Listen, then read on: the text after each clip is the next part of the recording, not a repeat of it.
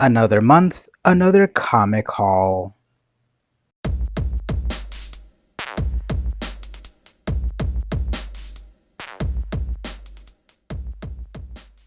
Hey everyone, it's VM Campos, comic book fan. Welcome to another weekly VM Campos comic book club. This is the last week of January, so that means it's time for a monthly comic haul and a giveaway. If you'd like to enter the giveaway, be sure to watch the video to the right point. You will be given instructions on how to enter the monthly giveaway. Follow those instructions and you'll be entered to win something cool, a cool comic book for my curated collection. Be sure to watch the video before the next comic haul at the end of February to enter. Now let's get on with this month's comic haul. I'm starting off with Marvel, and I'm starting off with a Star Wars comic. So here we have Star Wars #1. Hey, wait a minute, wasn't there a Star Wars comic recently? Why, yes, there was. That was the Marvel series that started after the Dark Horse license expired and it went back to Marvel. Star Wars started in Marvel in 1976, but then they ended the license in the mid-80s and it went over to Dark Horse since the 90s to the 2000s, 2010s, and then it went back to Marvel. So they had a Star Wars series that went for 75 issues, which took place after A New Hope, but before Empire Strikes Back. And so now here we have a new series that takes place right after Empire Strikes Back. Isn't that what the whole Shadows of the Empire was about? So we'll see what happens. So this is #1. I've got the variant cover, the Probe Droid variant cover with a 40th anniversary emblem on the cover. Can you make those cool noises that these little droids can? I can't. Next, we've got Ghost Spider #6, Legacy number 56. Now, why is it Legacy if the comic now is called Ghost Spider? It originally started off as Spider-Gwen, or Radioactive Spider-Gwen, Volume 1, and there was a Volume 2, which went on for like 29 issues or something. Then it started over as Spider-Gwen, Ghost Spider, and then that started over as Ghost Spider. So Legacy issue 56. Greg Land cover, very cool.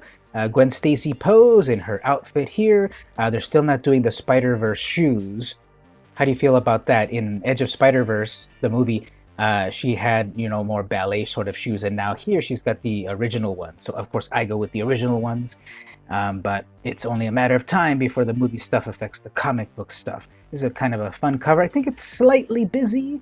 You'll be fine with the Greg Land art right here, while you also need the Gwen Stacy out of costume part, and then Gwen over the top of the buildings, and then her in her, mask. I don't know if you need everything. Just by herself, Greg Land right there in that cool pose. That's all you need. Next is The Amazing Spider-Man #37 and #38. So I've been reading Spider-Man since 1987, on and off, mostly on over the last few years. And so here we've got the issue 37, which is Legacy number 838. Still hard to believe. Over 800 issues of The Amazing Spider-Man. So I really love this issue number 38. The Marvel's X variant cover, just amazing cover right here with this character mixing up Venom, Carnage, symbiotes, all that good stuff. I'm afraid I don't really know what's going on in this cover, but I just know that I love it and I need to have it on my wall. Moving over to the distinguished competition, I'm catching up with Teen Titans #37 and #38. This has been a pretty fun series. I like the ensemble cast and the young versions of these characters, plus the new characters such as Jin and what's his name again? Roundhouse, Roundball, Speedball, whatever his name is. Kid Flash, Red Arrow, Crush, and Robin, Damian Wayne. I'm enjoying the series, and there's a huge betrayal that happened on the previous issue, and then there's a huge revelation at the end of this issue, and the revelation continues on this one. I love that cover. So the Alex Garner covers were some of the most amazing covers, and it doesn't look like he's doing them recently, but I still love these covers. I like this cover better than the other cover. This is variant cover #2 for #37. I like this sort of ensemble jumbled aspect. Yes, I just said that the Gwen Stacy one was a little too busy. This one's even more busy, but I like it because it works with every different character, and then the color palettes.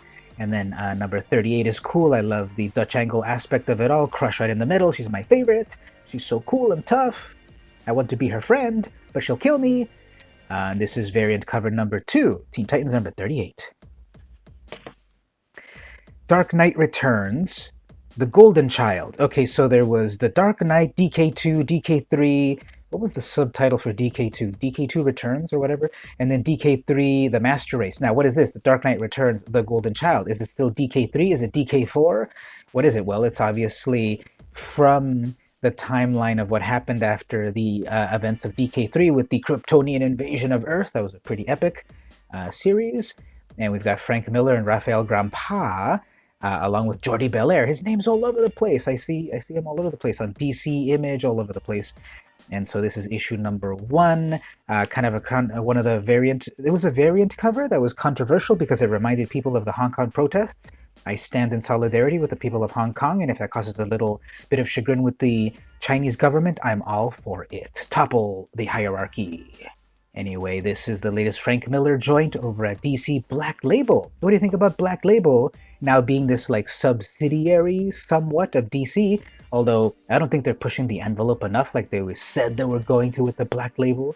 I have not seen enough penises in the Black Label like they promised, so we'll see how it goes. Wonder Woman number 750, the Adam Hughes 2000s variant cover. So Wonder Woman around since 1941, and by Marston and his ladies creating Wonder Woman. She's been around for a long time. A lot of great artists. I kind of liked also the Brian Boland cover, but I went with the Adam Hughes cover, the cover from the 40s and the 60s. They were all pretty amazing, but I went with this cover, 750 number issue, and then $9.99. So we've had Action Comics number 1000, Detective Comics number 1000, Wonder Woman number 750, and there's just these high numbers in these comics. Amazing Spider-Man over at Marvel. And this is a cool, like, little, really thick anthology, sort of one-shot sort of thing with multiple stories. Very cool, so I picked that one up. Over at Image, we have Spawn number 304, the longest-running Guinness Book of World Records independent comic book, surpassing Cerberus by Dave Singh and Gerard by 4 issues. So here we've got some new cool stuff. We've got She-Spawn, we've got Spawn doing cool stuff against this global cabal of like horror and religion and such. I've been enjoying getting back into Spawn. There's a huge history in this character, and the more you know, the better, but they did a good job of jumping into the action and having you know what's going on just enough. Well, let's pause for the giveaway. Thank you for watching the video so far. Thank you for listening to the podcast so far. If you're interested in the giveaway, all you have to do is go to vmcampos.com/pound-contact. Send me an email and tell me what was your first comic book. Tell me the memory of your first comic book. For next month's haul, I will read some of those first stories and then enter you into a contest to win some comic books as thank you for watching my comics and subscribing and all that good stuff. So I'll remind you again at the end, but vmcampos.com/pound-contact, send me an email, tell me about your first comic book memory, and you'll be entered into the contest by next month's haul, the end of the February haul. Let's continue with the haul. Over at Dark Horse, we've got Usagi Yojimbo Color Classics. Now, as I read through this, I didn't quite remember the stories in here, so I wonder exactly what they're reprinting. I didn't really see it in the indicia what they're reprinting. They don't really seem to be printing issue number 1 of the first Usagi title, because I read that recently, and unless it's all getting jumbled up in my mind, I don't think this is reprinting that. And I probably won't really get too many of these, but I wanted to get issue number 1, and I like Stan Sakai. Interestingly, Tom Luth is not colorizing these. Luth has worked with Sakai for a long time, and I haven't really looked it up, but I hope Tom Luth is okay, because we have a different colorist. And the coloring is just fine. It's very painterly. It's good quality color. I prefer black and white Usagi Yojimbo, and there is a black and white story in here anyway. But yeah, Color Classics from Usagi Yojimbo, character celebrating 35 years by Stan Sakai. Moving over to Dynamite, I'm picking up Vengeance of Vampirella on the reg. This is like volume 2. The first volume was in the 90s, and I'm really liking the story.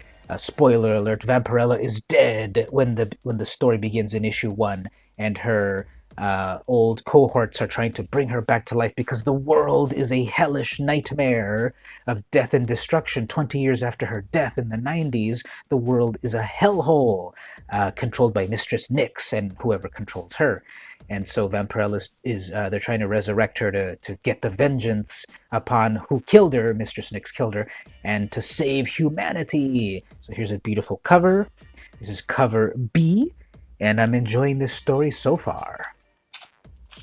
Next up, also by Dynamite, is Dejah Thoris, number 2, by Dan Abnett et al., cover by Lucio Parillo. This is number 2, very cool cover, very powerful warrior women of Barsoom. I wish the interior art was this style. Interior art is good, but I wish it was this, although the book would be extremely late if it was this quality of art month after month. So we'll have to settle for these rad covers. Speaking of Lucio Parillo, here is the Red Sonja Age of Chaos, number 1, with Red Sonja versus Purgatory. So this is with Eric Burnham and Jonathan Lau. Again, it's just the cover art that Parillo did, but it's still amazing stuff, and his hyper photorealistic fantasy art is really good, especially with the lovely ladies of Dynamite / Chaos.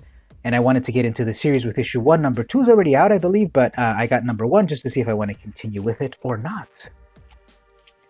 Elvira, Mistress of the Dark, number 11, the little series that could. It started off as just gonna be like a 4 or 5 issue little mini-series, and it's off to 11 issues, so obviously it means that we all love the hostess with the mostess. I've been picking up the photo covers, Cassandra Peterson herself as her Elvira counterpart. Amazing covers, love them so much. She's just so cool. She can drag me to the underworld any day. This is totally out of the season. We're in January, but she's wearing this like beautiful little Halloween costume. They needed to wait for it for Halloween 2020, but I'm not complaining.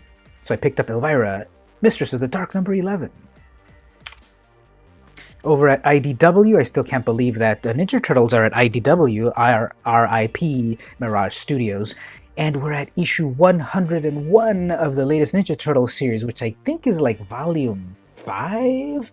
There was Mirage. They had at least 2 volumes, maybe 3, and there's also the TMNT series, but this main Turtle series is 101, which I don't believe they continued it from the original numberings.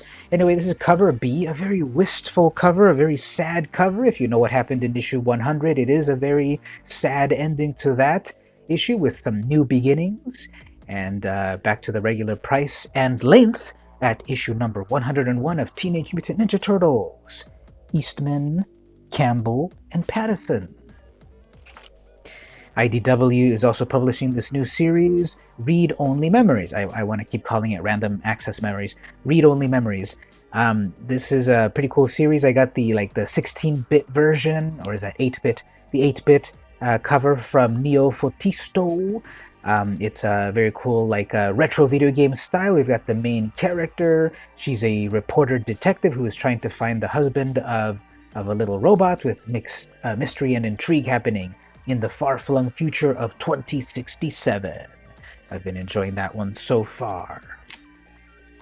I saw this on the shelf and I'm like, WTF, get in my bag. I got from IDW Star Trek Voyager, Mirrors and Smoke. This is a one-shot.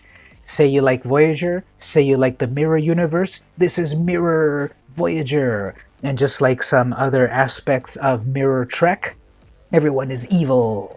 Even the cover proclaims, plunder the Mirror Universe with Janeway. So I can't wait to see how the Voyager crew is plundering the Mirror Universe and really having their way with it. B'Elanna looks so tough in her Klingon warrior outfit. 25 years of Star Trek Voyager? I can't believe it.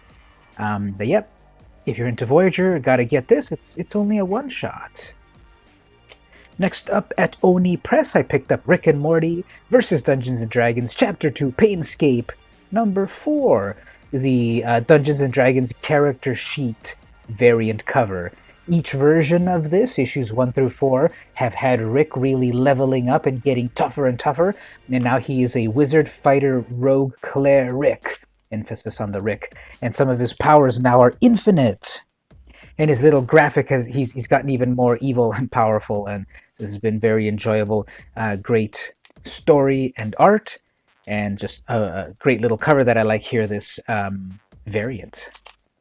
Let's pause one more time to remind you, if you're interested in getting in on the giveaway, go to my website, vmcampos.com/pound contact. Send me an email telling me your memory of your first comic book.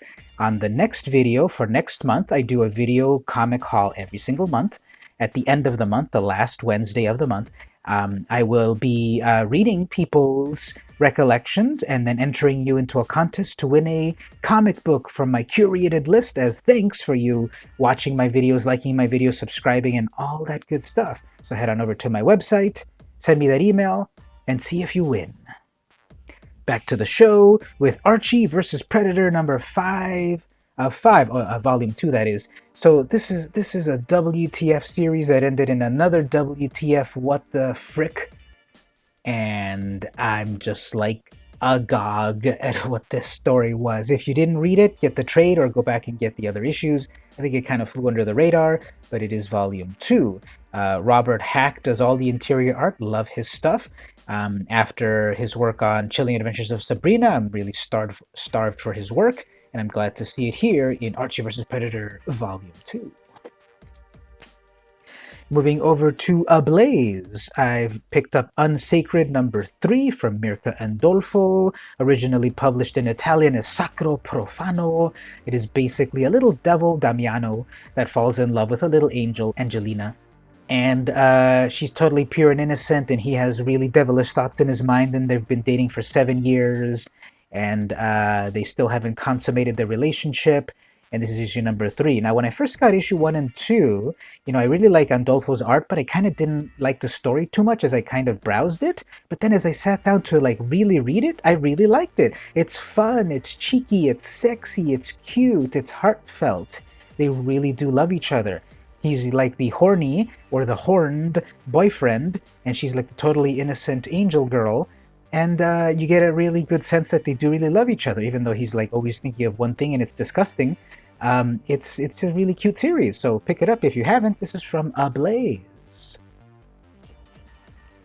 And lastly, from Ablaze, I saw this when I was looking at Previews World from Diamond, and I finally was able to get a copy. Here is Kids number 1. This cover features a Goonies, the movie Goonies homage, and it's basically kids versus zombies, and I don't know really too much about it, and so I wanted to get it because it seemed interesting. The homage covers looked cool, so now I got it and I can't wait to read it. So there you go. I picked up a variety of comics this month, some that are series that I'm reading on the regular, some that are one-shots that I want to try for the first time, several amazing covers of various characters, classic characters, new characters, and so forth. So what did you think about my haul? What are you reading? What should I be reading? Tell me all about it in the comments. Don't forget to like and to subscribe. Don't forget to go to your favorite podcast app, Spotify, Google Play, Pandora, etc. Search VM Campos and listen to the audio version of the series. Week after week, I review a comic book from my collection, new or old, and at the end of the month, I do a big old comic haul. So get that where you listen to your favorite podcasts, or like and subscribe right here on YouTube, where I publish videos about top 5 comics, my comic hauls, reviews of individual comics, and all that great stuff. Head on over to my Patreon, patreon.com/vmcampos. Follow for free to be alerted to everything that I publish. Go up to the $1 pledge to unlock exclusive stuff, or go to the $2 pledge to get a cool thank you present. In any event, like this video, follow, subscribe, all that good stuff. This has been VM Campos, and I'll see you next month for the next comic haul.